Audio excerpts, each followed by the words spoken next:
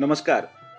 मराठी विभाग, यशवंत महाविद्यालय नांदेड आणि कल्पक विद्यार्थी समूह यांच्या संयुक्त विद्यमाने आयोजित संवाद युवा प्रतिभावंतांशी या उपक्रमाच्या 7व्या भागात आपणा सर्वांचे हार्दिक स्वागत.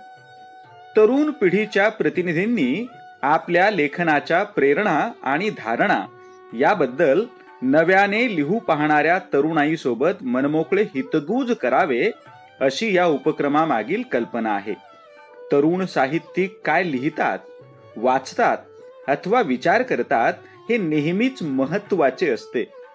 लेखनाकडे वळत असताना त्यांना कोणत्या साहित्यिकांनी व साहित्य कृतींनी प्रभावित केले, आज त्या प्रभावाकडे वळून पाहताना त्यांना काय वाटते, लिहिणे या प्रक्रियेकडे पाहण्याचा त्यांचा दृष्टिकोन काय आहे, ते लिहितात म्हणजे नेमके काय होते, यातून त्यांच्या काही अपेक्षा असतात का, किंवा पोस्ट रिटन गोष्टींशी लेखक म्हणून ते कसे डील करतात, साहित्यावर परिवेशाचा काही दबाव असतो का, असेल तर तो कसा व्यक्त होतो, समकाळातील साहित्य मग ते मराठी किंवा इतर भाषेतील असो याविषयी त्यांचे काय मत आहे, सध्या ते काय वाचत आहेत, काय लिहित आहेत, अशा निरनिराळ्या गोष्टींच्या अनुषंगाने हे युवा प्रतिभावंत तरुणाईसोबत मनमोकळे हितगुज करत आहेत.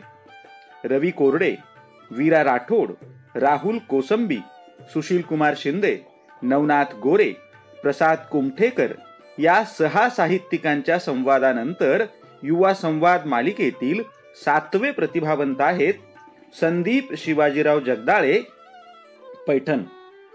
ज्या गोदावरीच्या पाण्यानं गाव गिळलं त्याच गोदावरीच्या काठावरील पैठण गावात राहणारा हा कवी. पैठणला लाभलेल्या संत परंपरेतून मिळालेलं सांस्कृतिक संचित त्यांच्या गाठी आहे. पण अध्यात्मापेक्षा अधिवासाचे प्रश्न त्यांच्या कवितेच्या केंद्रस्थानी आहेत. व्यवसायाने प्रयोगशील शिक्षक असलेल्या संदीप यांचे कविता व अनुवाद हे मुख्य लेखन क्षेत्र राहिलेले आहे. माती, नाती आणि भवताल हे त्यांच्या कवितेचे भावविश्व आहे. माती जन्मनं, मातीपासून तुटणं आणि पुन्हा मातीत रुजणं याचा वेदनादायी दुःखदायक प्रवास म्हणजे त्यांची कविता आहे. धरणामुळे शेती माती, गाव शिवार हरवून बसल्याची तगमग, नोकरीमुळे पूर्वजांची वहिवाट सांभाळता न आल्याचं दुःख, ओस पडत चाललेली खेडी, उद्ध्वस्त होणारा माणूस पाहून व्यथित होणं आणि शिक्षक म्हणून शिक्षण व्यवस्थेला प्रश्न विचारणं अशी चतुसूत्री घेऊन चिंतेला चिंतनाची जोड देत असो आता चाड या संग्रहातून आकाराला आलेल्या त्यांच्या अतिशय वेगळ्या कवितेचा सन्मान अनेक पुरस्कारांनी केलेला आहे. ज्यामध्ये कविवर्य नीलकंठ महाजन पुरस्कार, आवनओल प्रतिष्ठान कणकवलीचा द. भा. धामणसकर काव्य पुरस्कार, मराठवाडा साहित्य परिषदेचा कुसुमताई देशमुख काव्य पुरस्कार, स्वर्गीय प्रकाश ढेरे चॅरिटेबल ट्रस्टचा यशवंतराव चव्हाण साहित्य पुरस्कार, नारायण सुर्वे साहित्य पुरस्कार, महाकवी अश्वघोष पुरस्कार, कवी स्वर्गीय गणेश चौधरी काव्य पुरस्कार, भी. ग. रोहमारे ग्रामीण साहित्य पुरस्कार, महाराष्ट्र शासनाचा बहिणाबाई चौधरी काव्य पुरस्कार, वाङ्मय चर्चा मंडळ बेळगाव यांचा कविवर्य कृ. ब. निकुंभ काव्य पुरस्कार, अशा कितीतरी महत्वाच्या पुरस्कारांनी त्यांच्या कवितेला सन्मानित केलेले आहे. पाण्यात मासे राहतात, खेकडे, मगर, कासव आणि माझं गाव सुद्धा. भीती वाटते कोणी माझा पत्ता विचारला तर. विस्थापनाच्या भळभळत्या जखमेचे काळीज पिळवटून टाकणारे चित्र आपल्या कवितेतून रेखाटणाऱ्या त्यांच्यासारख्या संवेदनशील लेखक कवीने आपल्या लेखनाचा अतिशय निगुतीने उलगडून दाखवलेला हा प्रवास कितीतरी लिहित्या हातांना अखंड प्रेरणा देत राहणारा आहे याची आम्हाला शाश्वती वाटते. आपण त्यांच्या संवादाचे मनापासून स्वागत कराल अशी अपेक्षा आहे.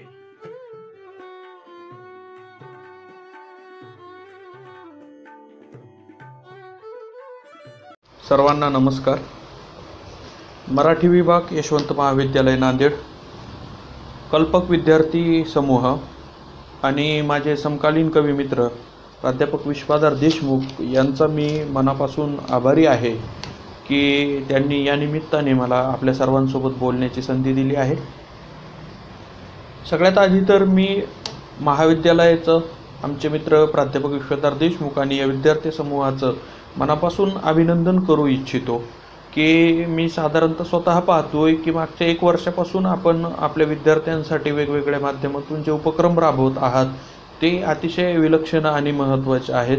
याच्या माध्यमातून विद्यार्थ्यांच्या व्यक्तिमत्त्वाचा विकास घडण्यासाठी ज्या काही गोष्टी आपण करता आहात तर त्या गोष्टी मला वाटतं फार महत्त्वाच्या आहेत आणि त्यासाठी आपलं मनापासून अभिनंदन या ठिकाणी करतो. मित्रांनो, आज या निमित्ताने मला एकूणच जे काय मी मागच्या 10-12 वर्षाच्या काळामध्ये थोडंफार किरकोळ लिहिलेलं आहे त्याच्या संदर्भाने आणि त्या अनुषंगाने इतर काही गोष्टींच्या संदर्भाने आपल्या सर्वांसोबत बोलायचं आहे. यामध्ये खास करून मी स्वतःच्या संदर्भाने काही बोलावं असं अपेक्षित असलं तरी मला असं वाटतं की एक कवी म्हणून जे काय माझा अनुभव आहे किंवा माझ्या समकालीन मित्रांचे जे काय अनुभव आहेत तर त्या प्रक्रियेच्या किंवा त्यांच्या त्या जगण्याच्या थोड्याफार सगळ्या जवळ जाण्याचा प्रयत्न या माध्यमातून करण्याचा मी प्रयत्न करणार आहे. तर असं समजूया की मी एक प्रतिनिधी म्हणून बसलेलो आहे लिहिणाऱ्या आणि वाचणाऱ्या लोकांचा आणि त्या माध्यमातूनच मी आपल्यासोबत बोलण्याचा प्रयत्न करतो. तर सगळ्यात आधी आपल्याला एक गोष्ट समजून घेतली पाहिजे की कोणतीही कला जी असते तर कलेचा जो एक मूळ उद्देश असतो तो असतो सांगणे. त्याच्या माध्यमातून म्हणजे एखादा कवी कविता लिहितोय, एखादा कथाकार कथा लिहितोय, एखादा कादंबरीकार कादंबरी लिहितोय, एखादा चित्रकार चित्र काढतोय, एखादा दिग्दर्शक चित्रपट तयार करतोय तर त्याला त्याच्या माध्यमातून काहीतरी सांगायचं आहे आणि तो ते सांगण्यासाठी त्यांनी ते माध्यम निवडलेलं आहे. तर एकूण काय की कलेचा उद्देश हा सांगणे आहे, साहित्याचा उद्देश हा सांगणे आहे आणि आज आपल्यासमोर साहित्य म्हणजे छापील पुस्तकं अशी जरी आपली एक संकल्पना तयार झाली असली तरी आपल्याला सर्वांना ते माहिती आहे की आपल्याकडं साहित्याची परंपरा ही छापील पुस्तकांचं तंत्रज्ञान विकसित होण्याच्या आधी म्हणजे छापखान्यांचा शोध लागणे आणि पुस्तकं छापायला सुरुवात होण्याच्या आधीपासूनची आहे, म्हणजे मौखिक परंपरेपासूनची आहे. आणि तुम्ही मी सगळे मौखिक परंपरेतून आलेलो आहोत. त्या मौखिक परंपरेतून काही गोष्टी तुमच्या माझ्यापर्यंत सुद्धा आलेल्या आहेत ज्या आपण ऐकल्यात आणि त्या काळामध्ये ऐकून आपल्याला पाठसुद्धा झालेले आहेत. तर एकूण जर मौखिक परंपरेपासून तर आजचा सगळा आपला काळ पाहिला तर ही जी काय धडपड आहे ती सगळी सांगण्याची आहे. आणि हे जे काय सांगणं आहे म्हणजे एक कवी म्हणून मला जे काय सांगायचं आहे किंवा एक चित्रकार म्हणून आणखी दुसऱ्या कोणाला जे काय सांगायचं आहे तर ते दुसरीकडून कुठून येत नाही. त्याच्या आत ते त्याच्या भोवतालातूनच आलेलं असतं, म्हणजे ज्या भोवतालामध्ये तो जगतोय त्याच्यातून ते येतं आणि त्याचा म्हणून जो काय आशय असतो तो ते तिथं सांगू पाहतो. याच्यासाठी आयुष्यभर तो धडपडत राहतो. वेगवेगळ्या मार्गाने आपली अभिव्यक्ती, आपली जी काय रचना आहे ती आणखी जास्तीत जास्त कशी प्रभावी करता येईल किंवा आपल्याला जे काय सांगायचं आहे ते आणखी जास्तीत जास्त कसं पोहोचवता येईल याच्यासाठी कलावंत धडपडत असतो. आणि ही धडपड अगदी सुरुवातीपासूनची आहे. म्हणजे तुम्हाला सांगतो, आपल्याकडं मोगलांच्या काळामध्ये म्हणजे खास करून ज्यावेळेस मोगलांच्या सत्तेचा आपल्याकडं काळ होता त्या काळामध्ये आपल्याकडं दास्तानगो नावाचा एक मोठा समूह होता. दास्तानगोई हा शब्द तुम्ही ऐकलेला असेल कदाचित. तर दास्तानगोई याचा अर्थ की वेगवेगळ्या गोष्टीतून गोष्ट सांगत जाणे आणि एक मोठी दास्तान म्हणजे एक मोठी कथा त्याच्यातून निर्माण करणे, एक मोठं असा पट त्याच्यातून निर्माण करणे. तर हे दास्तानगोई करणारे दास्तानगो. तर हे दास्तानगो काय करायचे तर मोगलांच्या काळामध्ये हे सगळे भारतभर किंबहुना भारतीय उपखंडामध्ये फिरायचे. म्हणजे देश ही जी काय संकल्पना आहे ती अगदी अलीकडची, म्हणजे मागच्या शतकातली सरासरी 100-1 वर्षामधली अलीकडची संकल्पना आहे. त्याच्या आधी आपल्याला माहिती आहे की आपल्या भारतामधला एखादा सामान्य माणूस अगदी सहज 500-600 वर्षापूर्वी अगदी सहज अफगाणिस्तानपर्यंत जाऊन यायचा, किंवा अगदी बाहेरून आलेले वेगवेगळे प्रवासी भारतात येऊन गेले, त्यांनी वेगवेगळे प्रवास वर्णनं त्या काळामध्ये लिहिलेले सुद्धा आपल्याला माहिती आहेत. तर हे जे दास्तानगो आहेत हे असेच फिरायचे. तर हे फिरायचे कशासाठी? अगदी भारतीय उपखंडामध्ये हे सगळीकडं फिरायचे, आणि फिरायचे याच्यासाठी की वेगवेगळे गोष्टी जमा करायचे. म्हणजे तिथं त्या भागात जायचे, त्या भागातल्या लोकांसोबत बोलायचे, आणि त्या लोकजीवनामध्ये ज्या वेगवेगळ्या गोष्टी आहेत त्या वेगवेगळ्या गोष्टी हे जमा करायचे. आणि त्या गोष्टी गोळा केल्यानंतर हे दिल्लीच्या आसपास किंवा लखनौच्या आसपास यायचे, आणि दिल्लीमध्ये, लखनौमध्ये अशा काही जागा होत्या की तिथं हे दास्तानगो बसायचे. ते तिथं बसले की वेगवेगळे लोक त्यांच्याकडे यायचे. लोक आल्यानंतर लोक त्यांच्याकडून गोष्ट ऐकायचे, आणि गोष्ट ऐकण्याच्या बदल्यात लोक त्यांना पैसे द्यायचे. म्हणजे अक्षरशः वेगवेगळ्या ठिकाणच्या ज्या दास्तानगोंनी गोष्टी ऐकल्यात किंवा वेगवेगळ्या प्रवासाच्या अनुभवातून ज्या गोष्टी तयार केल्यात, ह्या गोष्टी सांगूनच पैसे कमवणे आणि त्याच्यातून उदरनिर्वाह चालवणे हा या दास्तानगोच्या आयुष्यभराचा व्यवसाय होता. तर हे असं साहित्य आपण वेगवेगळ्या प्रकारे जपलेलं आहे. आपल्या मौखिक परंपरेतून, आपल्या संत परंपरेतून आपण ते साहित्य सगळं जपलेलं आहे, आणि इथपर्यंत ते आपण सगळं म्हणजे ते घेऊन आलेलं आहोत. तर याच्यात सगळ्यात आणखी महत्त्वाची गोष्ट ही समजून घेतली पाहिजे की सगळ्यांना एक उत्सुकता असते की एखादा कवी कविता लिहितो, म्हणजे ती कविता कशी लिहितो बाबा नेमकी, म्हणजे कविता तयार कधी होती नेमकी, असं.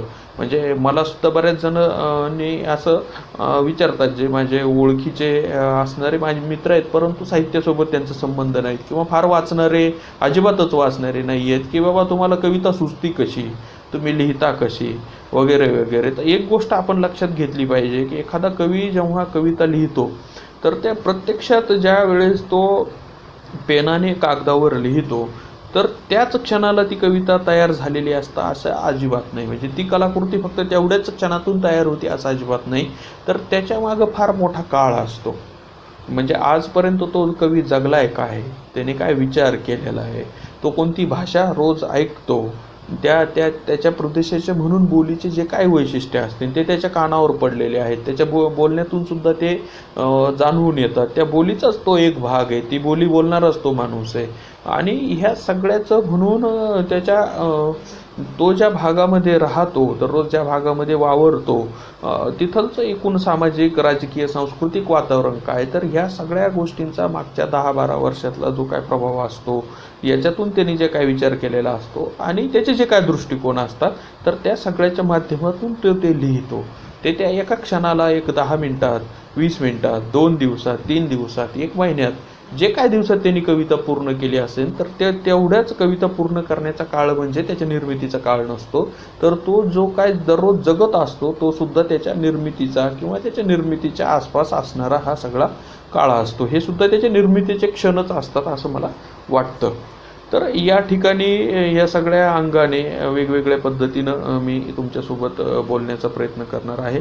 हे सगळ्यात आधी मला इथं स्पष्टपणे सांगितलं पाहिजे की मला या गोष्टीची जाणीव आहे की म्हणजे एक कवी म्हणून मी काय फार लिहिलेलं नाही आहे.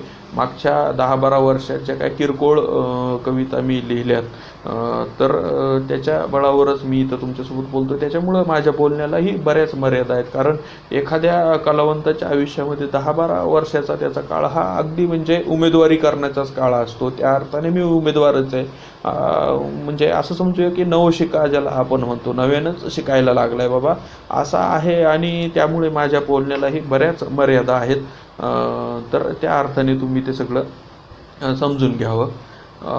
तर इथं काही मी जे सुरुवातीलाच म्हटलो की थोडंफार स्वतःच्या संदर्भात जे इथं मी तुम्हाला सांगणं अपेक्षित आहे ते सांगेन, आणि एकूण प्रक्रियेच्या संदर्भामध्ये मी बोलण्याचा प्रयत्न करणार आहे. तर माझी जी काही लिहिण्याची सुरुवात झाली, म्हणजे सरासरी आपल्या सगळ्यांच्या बाबतीत, बऱ्याच जणांच्या बाबतीत, सगळ्यांच्या बाबतीत नाही म्हणता येणार, बऱ्याच जणांच्या बाबतीत एक झालेलं असतं की शाळेत कधीतरी असताना आपण कवितेसारखं काहीतरी टलट फलफ जोडून लिहितो किंवा कवितेसारखी लिरिकल काहीतरी ओळी लिहितो आणि तेव्हा आपल्याला जाणवतं की आपण कविता लिहिली बाबा. आता याच्यातले काही जण जे आहेत ते पुढं आणखी लिहिते राहतात, आयुष्यभर लिहिते राहतात, मोजके काही लोक, आणि काही जण तिथंच लिहितात आणि ते नंतर मग त्यांना नाही हे करतात. म्हणजे असे बरेचसे आपल्याला भेटतील की जे सांगतील की बाबा मी शाळेत असताना कविता लिहायचो, कोणी म्हणतं मी कॉलेजला असताना कविता लिहायचो वगैरे वगैरे. तर तशीच काहीची सुरुवात माझी झाली की शाळेत असताना कवितेसारखं मी कविता त्याला काय म्हणता येणार नाही, पण कवितेसारखं मी काहीतरी लिहायला लागलो होतो. त्याच्या सोबतीनंच मला एक वाचनालय जवळच उपलब्ध असल्यामुळे शाळेत असताना मला बऱ्यापैकी वाचायलाही त्या काळामध्ये, म्हणजे त्या काळाच्या एक 8वी 10वीचा जो काय काळ असतो आणि कॉलेजमध्ये शिकण्याचा, तर त्या काळातल्या जे काय मला समजत होतं थोडंफार त्यानुसार मी ते वाचण्याचा प्रयत्न केला. त्यामुळं वाचनाला ही एक बऱ्यापैकी आपण म्हणूया की त्याच काळामध्ये सुरुवात झाली होती. आणि दुसरी सगळ्यात महत्त्वाची गोष्ट मी जे सुरुवातीलाच म्हटलो की कवीच्या लेखकाच्या एकूणच सर्जन प्रक्रियेवरती, म्हणजे तो जे काय लिहितो त्याच्यावरती सगळ्यात मोठा प्रभाव असतो त्याच्या भोवतालाचा. तो कोणत्या भोवतालामधून आलेला आहे, त्या भोवतालाचं सामाजिक वातावरण काय आहे, त्या भोवतालाचं राजकीय वातावरण काय आहे, त्या भोवतालाचं सांस्कृतिक वातावरण काय आहे, ह्या सगळ्यामधून तो लेखक विचार कसा करतो, तो लेखक कोणती भाषा वापरतो, भाषा म्हणजे मराठीत लिहित असला तरी नेमकी बोली कोणती वापरतो, त्याच्यानंतर त्या लेखकाचे दृष्टिकोन काय आहेत, हे सगळ्या गोष्टी आपोआप घडत जात असतात. आणि ही सगळ्यात महत्त्वाची गोष्ट असते. म्हणजे दररोजचे लेखक कवीचे रोजचे जे काय अनुभव असतात तर या सगळ्यातून तो उभा राहत असतो. आणि मला सगळ्यात महत्त्वाचं असं वाटतं की माझ्या अवतीभोवती, म्हणजे मी कविता हा जो वाङ्मय प्रकार आहे एक वाचक म्हणून वाचायला म्हणजे त्या अर्थाने उशिरा सुरुवात केली. म्हणजे आधी मी वाचायचो तर तेव्हा मी छोटे छोटे चांदोबा वगैरे याच्यापासून सुरुवात केली आणि हळूहळू कादंबऱ्या वगैरे वाचणे इथपर्यंत आलो. पण थेट कविता संग्रह हातात घेणे आणि पूर्ण कविता संग्रह वाचणे याच्यासाठी मी थोडं एक 12वी 11वीपर्यंत आल्यानंतर हे वाचायला मी सुरुवात केली. परंतु मला असं वाटतं की मी त्याच्या आधी कविता वाचत नसलो किंवा मला ज्या काळात समजतही नव्हतं त्या काळातसुद्धा माझ्या अवतीभोवती कविता होती. आणि ती कविता जी होती ती संत परंपरेच्या माध्यमातून आलेली होती. म्हणजे ते सगळ्यांचाच आपलाच अनुभव आहे. माझं म्हणून असं त्याच्यात म्हणजे हे नाही की वैशिष्ट्यपूर्ण असं काही नाही, पण आपण सगळेच अशा परिवेशात राहतो की जिथं आपल्या कानावरती अभंग येत राहतात, जिथं आपल्या कानावरती जात्यावरचे गाणे येत राहतात. तर ही जी मौखिक परंपरेतली कविता आहे ती आपोआप आपल्यापर्यंत येत जाते. म्हणजे आपल्याकडं मला तर असं वाटतं की ज्यावेळेस माणूस जन्मतो त्या क्षणापासून त्या माणसाचं आयुष्य हे कवितेसोबत बांधलेलं असतं. जरी त्याने आयुष्यात कवितेचं पुस्तक विकत घेऊन कधी वाचलेलं नसलं तरी ते सुद्धा मौखिक परंपरेतून आलेली कविता कधी ना कधीतरी त्याच्या कानावरती पडलेली असते.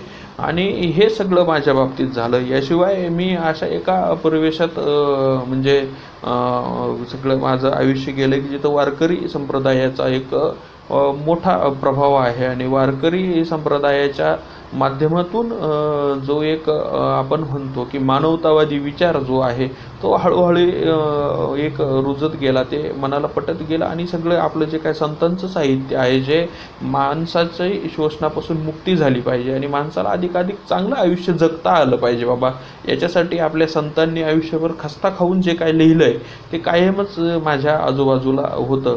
आणि त्याच्या माध्यमातून मला एक असं वाटतं की माझी एक मनोभूमिका ज्याला आपण म्हणतो तर ती एक तयार झाली. ते आपल्या सगळ्यांच्याच आजूबाजूला ही सगळी परंपरा आहे. दुसरी गोष्ट अशी झाली की माझे बरेचसे जवळचे मित्र आहेत जे लिंगायत संप्रदायातून आलेले आहेत, जे माझे अतिशय जवळचे मित्र आहेत किंवा महानुभाव संप्रदायातून आले आहेत. यांच्यामुळं मी त्या संप्रदायांकडं पाहायला लागलो आणि त्याच्या माध्यमातून मला मग बसवेश्वर असोत किंवा चक्रधरा असोत यांच्याकडे मी आकर्षित झालो. आणि त्या माध्यमातून माझ्या एक लक्षात आलं की एकूणच जी काय भक्ती चळवळ आहे, म्हणजे सुफी असोत, लिंगायत असोत, महानुभाव असोत किंवा वारकरी असोत किंवा इतर भक्ती चळवळीमधले जे काय सगळ्या परंपरा आहेत, नाथ परंपरा असो, तर यांनी म्हणून जे काय माणसाच्या उत्थानासाठी की माणूस अधिकाधिक समृद्ध आणि सुखी आयुष्य जगला पाहिजे, भेदाभेद मिटले पाहिजेत, याच्यासाठी जे काय काम केलं. आणि त्यानिमित्ताने यांनी त्या काळामध्ये जे काही रचना रचल्या, जे त्या काळामध्ये जे काही लिहून ठेवलं, तर त्या सगळ्याचा प्रभाव जाणते अजाणतेपणे पडत गेला. आणि त्याच्यातूनच एक मनोभूमिका तयार होत गेली, त्याचे प्रभाव सगळे तयार झाले. आणि मग मी हळूहळू लिहायला लागलो कविता. मधल्या एक 10-1 वर्षापूर्वी मी काही कथाही लिहिल्या, अनुवादही करून केले असं म्हणत नाही, कारण अनुवाद हे अतिशय म्हणजे कष्टाचं आणि कौशल्याचं काम आहे. फार व्यासंग जपून करावं लागणारं काम आहे. मी फक्त एक उत्सुकतेपोटी थोडेफार अनुवाद करून पाहिले तेवढं, आणि थोडीफार कविता लिहिली. सरासरी माझे 2008 साली पहिली कविता वाङ्मय नियतकालिकामध्ये सगळ्यात आधी प्रसिद्ध झाली, आणि तिथून आजपर्यंत असं सगळं ते थोडंफार लिहितोय. फार काय मला लिहिता आलं नाही, म्हणजे लिहिण्याची जी काय गती असते तर ती माझी फार कमी राहिली. त्याच्यासाठी तुम्ही असं म्हणू शकता की बाबा जो काय आपण ज्या पद्धतीनं झोकून दिलं पाहिजे, कदाचित तिथं काहीतरी मी आणखी काम करण्याची गरज आहे असं मला एक वाटतं. किंवा बऱ्याचदा असंही राहतं की आपल्याला प्रत्येकाचं म्हणून एक वैशिष्ट्य असतं. वैशिष्ट्य अशा अर्थाने की बाबा काही जण खूप लिहू शकतात, काही जण खूप कमी लिहितात. तर मला असं वाटतं की मी आदलामधला असं कुठलचा तरी आहे. मला फार लिहिता येत नाही, सतत म्हणजे दर महिन्याला कविता लिहिली असं काही माझ्याकडून होत नाही. तर जे काही थोडंफार लिहिलं ते हे सगळे 10-12 वर्षाच्या काळामध्ये लिहिलेलं आहे. तर जे एक मला असं वाटतं की हे जे काय लिहिता असताना आणि याच्याविषयी विचार करत असताना 10-12 वर्षामध्ये मी एक सर्वात पहिली गोष्ट म्हणजे मला ती जाणवली की बाबा कवी लिहितोय तर कवी नेमका कशाचा प्रतिनिधी म्हणून उभा राहतो, म्हणजे तो लिहित असताना तो कोणाच्या बाजूने असतो.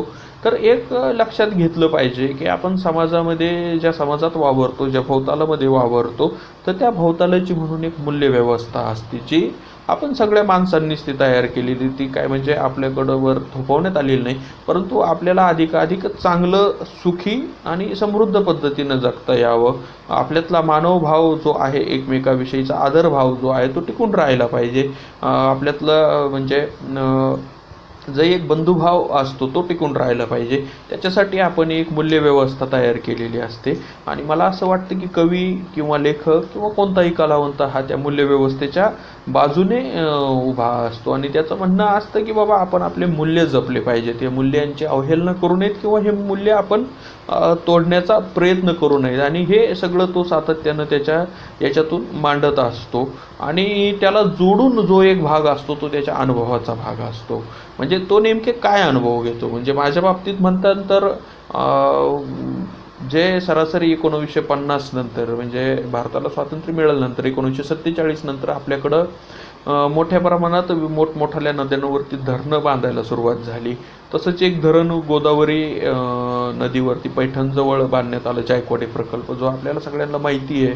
सहलीच्या निमित्तानं वगैरे कधी ना कधीतरी आपण इथं आलेलो असतो. तर या जायकवाडी प्रकल्पामध्ये जे 108 गावं बुडवण्यात आलेले होते, तर त्या 108 गावामध्ये माझंही गाव बुडवण्यात आलं होतं. त्या अर्थाने मी तिथून विस्थापित झालो. आणि विस्थापन ही अशी गोष्ट आहे की हजारो वर्षापासून तुमच्या कितीतरी तुमच्या आधीच्या शेकडो पिढ्यांनी जे काय तुमचं एक सांस्कृतिक अस्तित्व तयार केलेलं असतं, जे काय तुमचे बंध तिथलच्या मातीसोबत तयार केलेले असतात, ते बंध एका झटक्यात संपून जातात. आणि तुमच्या शेकडो पिढ्यांनी जे खस्ता तुमच्यासाठी, तुमचं एक सांस्कृतिक पर्यावरण तयार करण्यासाठी ज्या खस्ता घेतलेल्या असतात, तर त्या पूर्ण मातीमोल होतात आणि माणूस तिथून उकडून फेकून देण्यात येतो. अक्षरशः म्हणजे किड्या मुंग्यापेक्षाही वाईट आयुष्य ज्याला आपण म्हणू ते त्या माणसाच्या वाट्याला येतं. एकूणच हे जायकवाडीच्याच बाबतीत नाही तर जिथं जिथं म्हणून प्रकल्प उभा राहिले, जिथं जिथं म्हणून औद्योगिकीकरणाच्या नावाखाली शेतकऱ्यांच्या जमिनी घेण्यात आल्या आणि गावं उठवण्यात आले, त्या ठिकाणी जे विस्थापित लोक झाले त्यांच्या सगळ्यांच्या वाट्याला हे हालाकीचं आणि उपरेपणाचं आयुष्य आलेलं आहे. तर ती एक जी जाण आहे विस्थापनाची, तर ती जाणीव मी माझ्या कवितांमधून मांडण्याचा प्रयत्न केला.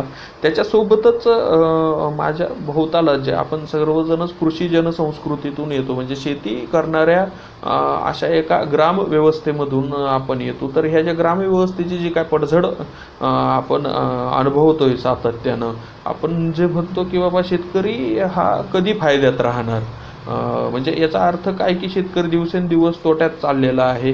शेती हा व्यवसायच म्हणजे आज तोट्याचा व्यवसाय झालेला आहे आणि शेती म्हणलं का आपण अक्षरशः घाबरतो. म्हणजे कोणत्याही शेतकऱ्याच्या घरातला मुलगा जर शिकत असला तर त्याचा सगळ्यात पहिला उद्देश हाच असतो की बाबा दुसरं काही करू पण शेती करायची नाही. तर करायची कशामुळं नाही, कारण पर्यायच राहिलेला नाही आहे. शेती करून नफा कमवता येतो किंवा शेती करून चांगलं आयुष्य जगता येतं, हे असंही आज म्हणजे एकूण अवस्थाच राहिलेली नाही आहे. इतकी बिकट सगळी आज परिस्थिती झालेली आहे. तर ते सुद्धा शेतीचं म्हणून जे काय मागच्या सगळ्या काळामध्ये शेतकी व्यवसायामध्ये जे काय चांगल्या वाईट गोष्टी घडून गेल्या आणि त्याच्यामुळे जी काय शेतकऱ्यांची अवनती झालेली आहे, तर ते सगळं मी माझ्या कवितेमधून मांडण्याचा प्रयत्न करतोय. तर या ठिकाणी मला हेच सांगायचं आहे तुम्हाला की एखादा कवी विस्थापित होतो, एखादा कवी कृषीजन संस्कृतीमधून येतो, तर त्याचं आयुष्य हे त्याच्या कलाकृतीमध्ये डोकावतं. एखादा जर चित्रकार आदिवासी भागामधून येतोय तर त्याचं आयुष्य, जसं तुम्हाला एक मोठं उदाहरण सांगायचं तर मध्य प्रदेशमधले एक मोठे चित्रकार होते जंगड सिंह श्याम नावाचे. त्यांचे चित्र जर तुम्ही पाहिले तर त्यांच्या चित्रातून तुम्हाला जाणवेल की ह्या माणसाचं जे काय संबंध आयुष्य आहे, आज आदिवासी समाजामधून आलेला असा हा चित्रकार, तर ती त्याची शैली किंवा त्यांनी वापरलेले रंग, त्यांनी त्याच्यामध्ये काढलेले आकार, हे सगळेच त्याच्या त्या आदिवासी जीवनाचा प्रभाव असणारे आहेत. तर असं जे काय होतं ते प्रत्येक कलावंताच्या, कवीच्या बाबतीत होत असतं, चित्रकारांच्या बाबतीत होत असतं की त्याचं म्हणून जे काय चरित्र असतं, तर त्याचं चरित्र ते आपल्याला त्याच्या कलाकृतीमध्ये दिसत राहतं, ते येत राहतं. आणि मला वाटतं ते आलं पाहिजे. ते अशासाठी आलं पाहिजे की एखादा कवी जेव्हा विस्थापनाची कविता लिहितो त्यावेळेस ती त्याची एकट्याची कविता नसते, तर तो प्रतिनिधी म्हणून तिथं उभा असतो. आणि ती कविता जी आहे ती कविता जगभर जे लोक विस्थापित झालेले आहेत किंवा जगभर जो शेतकरी नाडल्या जातो, जे शेतकऱ्याचं मोठ्या प्रमाणात शोषण होतं आहे, त्या सगळ्यांच्या बाजूनी उभा राहते. किंवा एखादा जनगड सिंह श्याम ज्यावेळेस चित्र काढतो तर तो चित्रकार जगभरातल्या सगळ्या आदिवासींचं म्हणून तिथं प्रतिनिधित्व करत असतो, असं आपण पाहत राहतो. आणि त्यामुळं एक तर गोष्ट आहे की आपण वेगवेगळ्या लोकसमूहाचा म्हणून आवाज नोंदवत असतो असं मला वाटतं. आणि हा सगळा भोवताल त्याच्यामध्ये येत राहतो. आता त्याच्यातल्या त्याच्यात मला असं एक वाटतं की कविता लिहिणं हे फार मोठं आव्हान आहे. ते आव्हान अशासाठी आहे की जे नेमाडे सरांनी म्हणून ठेवलं आहे की एकूणच वाङ्मय प्रकारामध्ये कविता हा श्रेष्ठ प्रकार आहे. श्रेष्ठ प्रकार याच्यासाठी आहे की कविता लिहिण्याची जी धग असते ती धग टिकवून ठेवणं आणि तुम्ही कवितेचा शोध घेणं ही फार बिकट गोष्ट आहे. म्हणजे त्रासिक गोष्ट आहे. त्रासिक अशा अर्थाने की तुम्हाला फार वाट पाहावी लागते कविता येण्याची, किंवा जे काय तुमच्या भोवतालामध्ये घडतंय ते सगळं कवितेत पकडणं, ते कवितेतून मांडणं, याच्यासाठी माणसाला त्या लिहिणाऱ्या माणसाला स्वतःच्या मानसिक पातळीवरती स्वतःसोबतच वारंवार द्वंद्व करावं लागतं. आणि पुन्हा पुन्हा ते करत राहून कोणत्या तरी एखाद्या क्षणाला कविता हाती लागते आणि त्यावेळेस तो ती कविता लिहितो. तर कविता टिकवून ठेवणं किंवा कविता लिहिणं ही खरंच म्हणजे सोपी गोष्ट नाही आहे. म्हणजे ती फारच अवघड अशी गोष्ट आहे.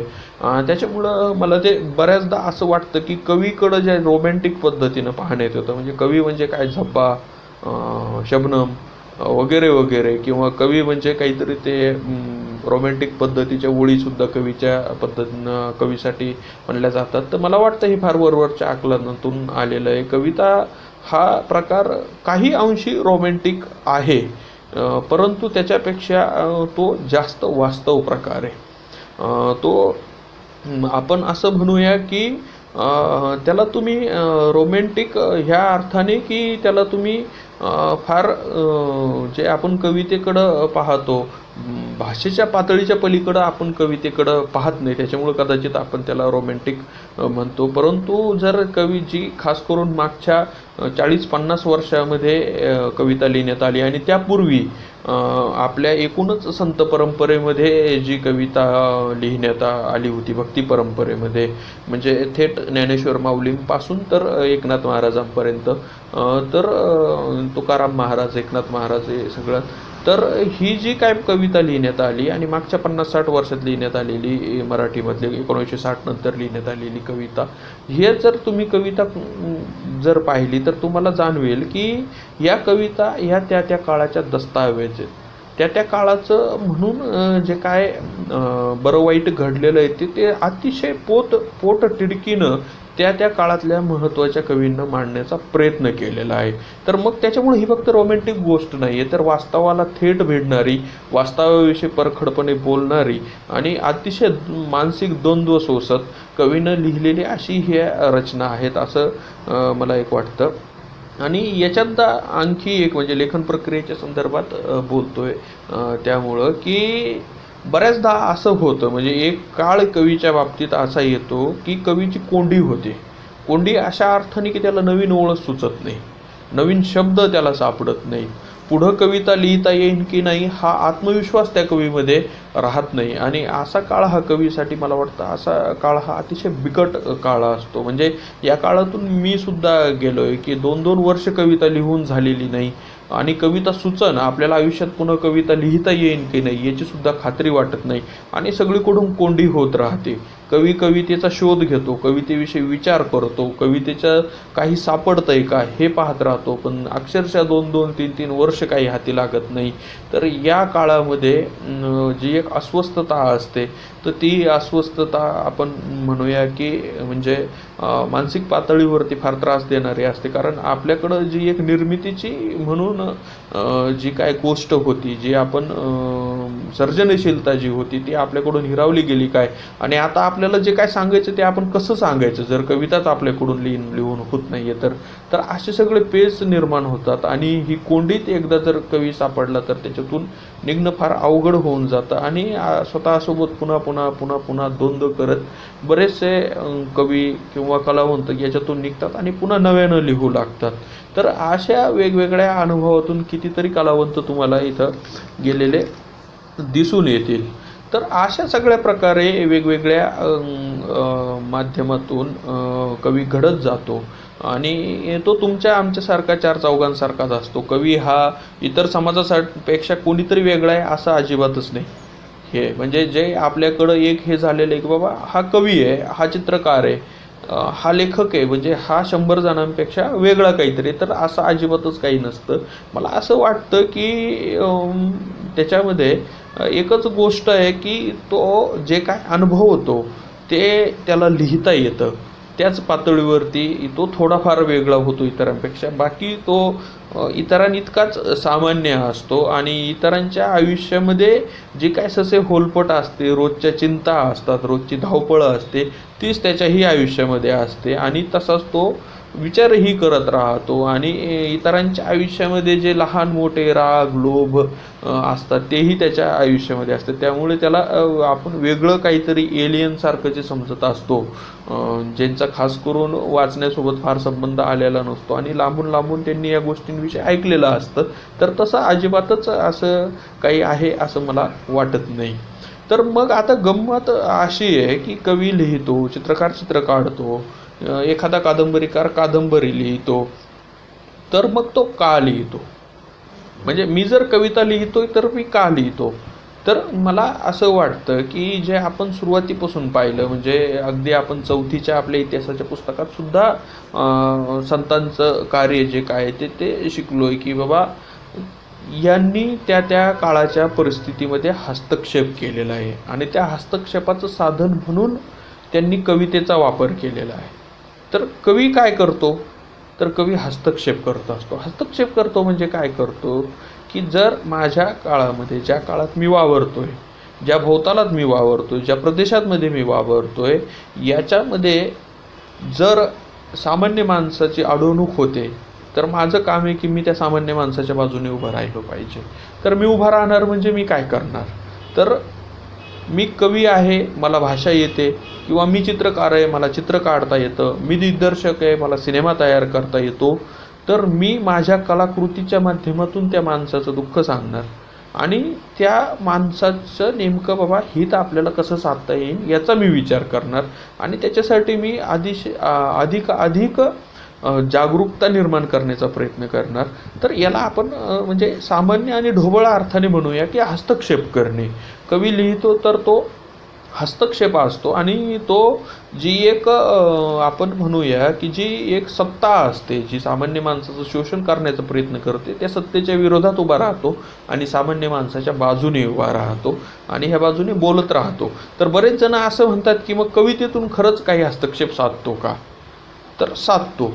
तर त्याचे अनेक उदाहरणं आपल्याकडं आहेत. जसं संत परंपरेचं मी मोठं उदाहरण दिलं की या संतांनी ज्या ज्या म्हणून रचना लिहिलेल्या आहेत तर त्या काळामध्ये त्या रचनांमुळं सामान्य माणसात बदल झालेले आहेत आणि त्या वेळेसच्या ज्या सत्ता होते मग ते राज्यसत्ता असो किंवा धर्मसत्ता असो आर्थिक सत्ता असो तर ह्या सगळ्या ज्या सत्ता आहेत ज्या शोषणाचं केंद्र बनलेल्या होत्या तर ह्या सगळ्या सत्तांना नेस्तनाबूत करण्याचं काम त्या काळातल्या संतांनी आणि त्यांच्या कवितेने केलेलं आहे.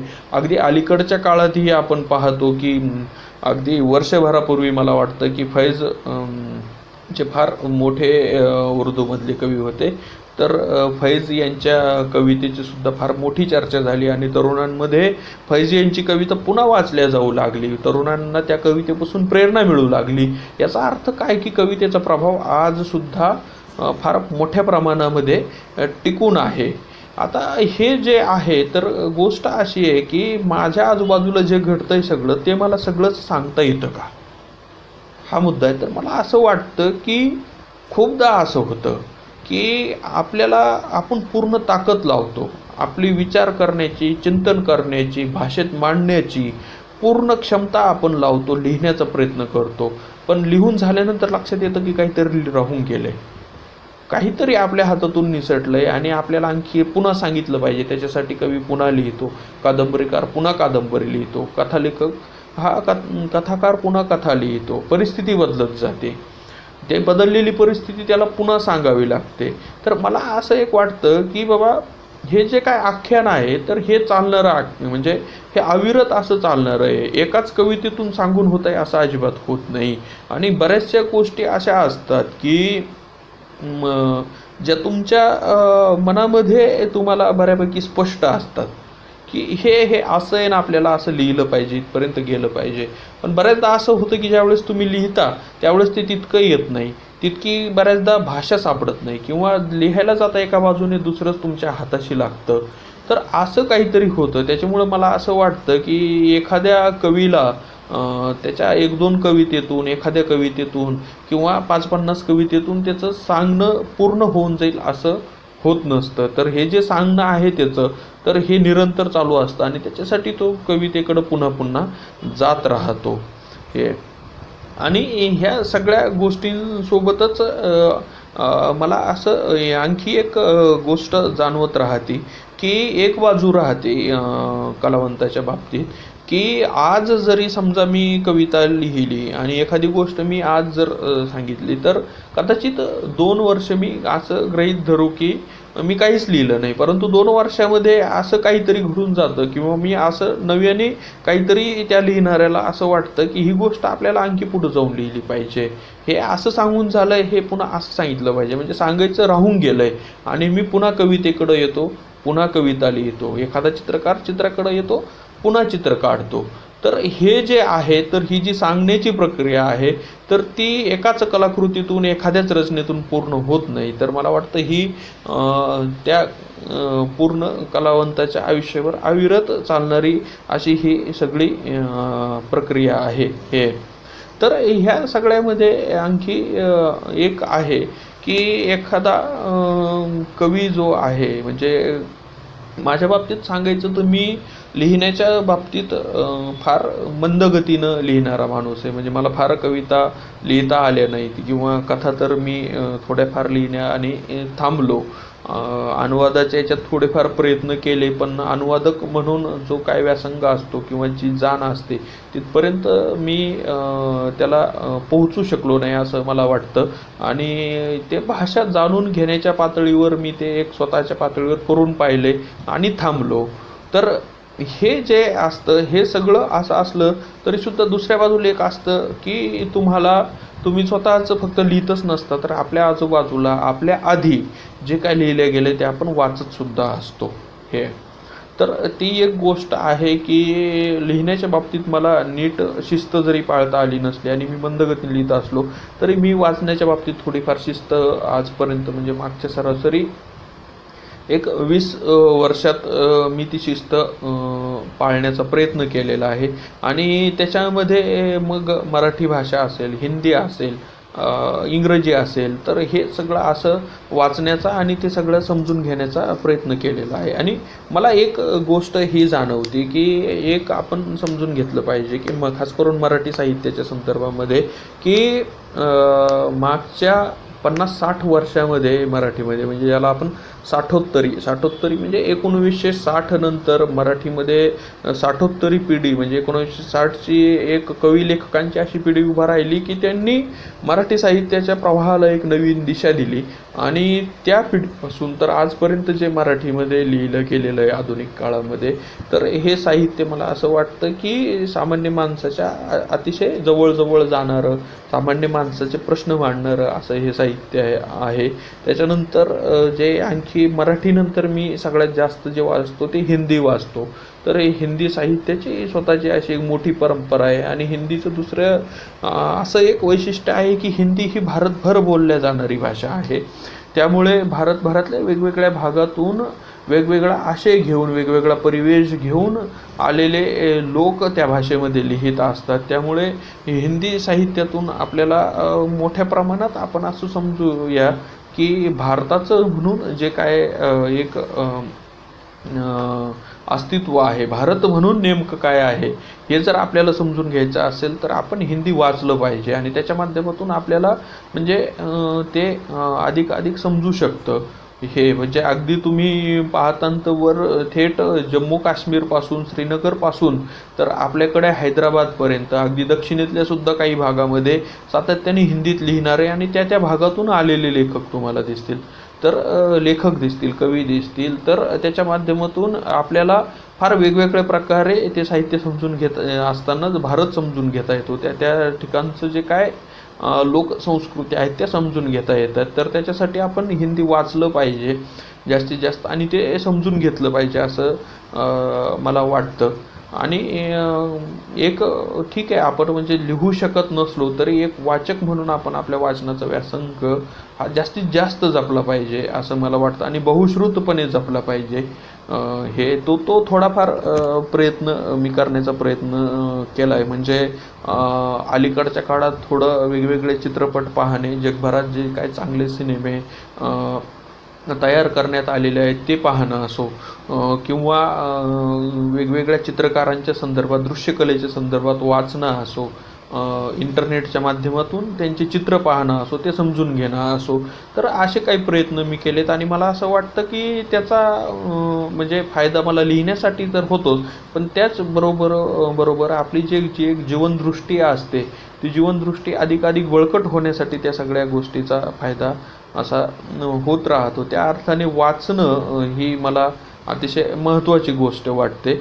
आणि सगळ्यात आणखी ज्या सगळ्यामुळं आपण मागच्या 1 वर्षापासूनच एकूणच आपण समजूया की सरासरी 100 वर्षामध्ये मनुष्यजातीवरती आलेलं जे काय सगळ्यात मोठं संकट आहे कोरोनाचं.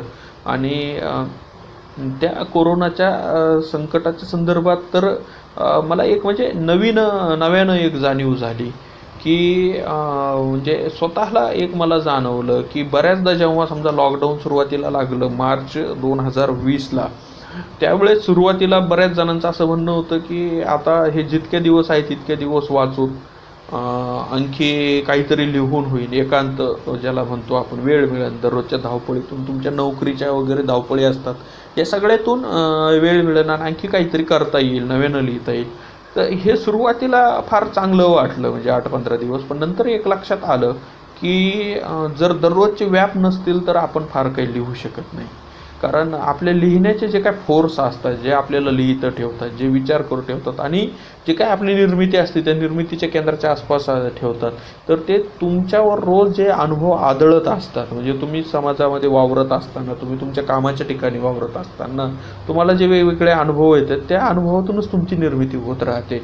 आणि ते तुमचे अनुभवच तुम्हाला येणं बंद झालं तर तुमचं जे एक विचारचक्र असतं ते तुमच्या कवितेच्या दिशेनं जात नाही किंवा तुमच्या निर्मितीच्या दिशेनं जात नाही. तर ही नवीन जाणीव मला या कोरोनाच्या काळात, या आधी मला ती कधी जाणवली नव्हती. म्हणजे याआधी लिहून झालं नाही, 2-2, 3-3 वर्ष माझ्याकडून कविता लिहून झाली नाही, परंतु विचारचक्र जे आहे कवितेकडं जाण्याचं ते थांबलंय कुठंतरी, असं कधी वाटलं नव्हतं. पण ते कोरोनाच्या काळात, मधल्या काळात खास करून पूर्ण लॉकडाऊनच्या काळामध्ये होतं, त्या काळामध्ये ते जाणवलं. आणि निर्मितीवरती म्हणजे आपल्या रोजच्या माणसाच्या आयुष्यावर तर ते आहेच. म्हणजे माझ्या आयुष्यात आजूबाजूला इतके मृत्यू होताना मी कधीच पाहिले नव्हते जितके ह्या कोरोनाच्या काळामध्ये मी पाहिलेत, तुम्ही पाहिलेले आहेत. तर याच्यासोबतच जे म्हणजे हे तर प्रभाव आहेतच कोरोनाचे सगळे, त्याच्यासोबतच निर्मितीवरती झालेला प्रभाव जो काय आहे तो इथं मी तुम्हाला सांगण्याचा एक प्रयत्न केलेला आहे. आणि मला एक गोष्ट जाणवली आणखी, की एक वाचक म्हणून मला इथं ते आणखी सांगितलं पाहिजे, की एखादी घटना घडल्यानंतर तात्काळ तिच्यावर प्रतिक्रिया देऊन काहीतरी बाजारू पद्धतीचं, बाजारू अशा अर्थाने म्हणतो मी, किंवा प्रचारकी म्हणूया आपण त्याला, की प्रचारकी पद्धतीचं लिहायचं आणि त्यालाच कविता म्हणायची, असं काहीतरी मधल्या काळात, कोरोनाच्या काळात फार वाईट पद्धतीनं झालं. मराठीमध्ये तर काहीही कोणीही उठत होतं आणि कोरोनाच्या कविता म्हणून काही चांगल्या कवितासुद्धा लिहिण्यात आलेल्या आहेत, ज्या माझ्या नियतकालिकांमध्ये वाचण्यात पण आलेल्या आहेत. काही अतिशय चांगल्या कविता कोरोना काळाच्या संदर्भात मराठीमध्ये लिहिण्यात आलेल्या आहेत. तर त्या कविता, आपण त्या कवितांचा आदर ठेवून मी असं म्हणतो की मोठ्या प्रमाणात अतिशय म्हणजे वाईट अशी कविता कोरोनाच्या संदर्भात लिहिण्यात आली. अक्षरशः स्पर्धा लागली होती की कोरोना सुरू झाला, चला आता कोरोनावरती कविता लिहूया. म्हणजे एका प्रकारे हे आपलं निब्बरपणाचं लक्षण आहे. म्हणजे कविता हा अतिशय संवेदनशील प्रकार आहे आणि कवितेच्या माध्यमातून तुम्ही स्पर्धा नाही करू शकत. कविता हे स्पर्धा करण्याचं माध्यमच नाही आहे. अतिशय संवेदनशीलपणे तो हा तुम्हाला प्रकार हाताळावा लागतो. पण कोरोना आलाय तर मी आता कोरोनावरती कविता लिहिणार, अरे बाबा, नीट विचार न करता, नीट चिंतन न करता, याचे प्रभाव काय राहतील याचं काहीही न करता मी लिहिणार आणि सगळ्यांच्या आधी मला लिहायची आहे आणि कुठंतरी ती समाज माध्यमात, फेसबुक, व्हॉट्सॲप इकडं तिकडं टाकायची आहे. तर हे जे काय झालं, तर हे सगळा जो काळ आहे तो तुमचा माझा निब्बरपणा उघड पाडणारा असा काळ होता असं मला वाटतं. आणि मी हे पुन्हा सांगतो की मराठीमध्ये काही अतिशय चांगलीसुद्धा कविता लिहिण्यात आली, जी नियतकालिकांमध्ये, वाङ्मयीन नियतकालिकांमध्ये छापून आलेली, ती तुम्ही आवर्जून वाचा. परंतु हे बाकीचे प्रकारसुद्धा झालेले आहेत. हे तर ह्या कोरोना काळाच्या संदर्भात ज्या काही वेगळ्या गोष्टी झाल्या आणि ह्या नव्यानेच आपल्यासमोर आल्या, म्हणजे याच्या आधी आपल्या विचाराच्या कक्षेत या गोष्टी कधीच नव्हत्या की बाबा हे असं पण होऊ शकतं. 6-7 महिने, 8 महिने, 1 वर्ष आपल्याला घरात बसायची वेळ येईल किंवा माणसांचे लोंढेच्या लोंढे लाखो लोक पायी स्थलांतर विस्थापन जे म्हणतो आपण त्यांचं होईल. पायी गावाकडं निघतील. 10-10, 12-12 वर्षाचे, 5-5, 6-6 वर्षाचे लेकरं आईबापांसोबत पायी निघतील. कुठंतरी रेल्वेखाली विश्राम घेत असणारे बिचारे मजूर चिरडून मारले जातील. तर हे सगळं संकट आपल्याला पाहायची वेळ येईल असा आपण कधीही विचार केला नव्हतो, परंतु ते आपल्यासमोर आज आलेलं आहे. आणि ते आलेलं असताना माणूस म्हणून आपले जे काय न्यूनता आहे ते सगळं या काळामध्ये मला वाटतं की कोरोनाने तर संकट आणलेलंच आहे, परंतु आपण ज्या काय मूल्यव्यवस्था उभ्या केल्या त्यासुद्धा किती कुचकामी आहेत हे सुद्धा या काळामध्ये आपल्याला मोठ्या प्रमाणामध्ये दिसून आलेलं आहे. त्या अर्थाने आपल्याला स्वतःची वेगळ्या अर्थाने जाणीव करून देणारा असा हा काळ होता असं मला वाटतं. आणि असं एकूण सगळं असं आहे की मला वाटतं की लिहिण्याची म्हणून जी काय, विचार करण्याची म्हणून जी काय प्रक्रिया असते तर ती अशी असते. आणि येणाऱ्याही काळातही कविता लिहिण्याचा प्रयत्न राहील असंच एकूण लेखनाचं हे आहे. बाकी या ठिकाणी आपण मला बोलवलं आणि आपल्या सगळ्या विद्यार्थी मित्रांसोबत आणि जे कोणी पाहत आहेत त्या सगळ्यांसोबत या ठिकाणी संवाद साधण्याची संधी दिली याबद्दल मी आपला मनपूर्वक आभारी आहे. धन्यवाद.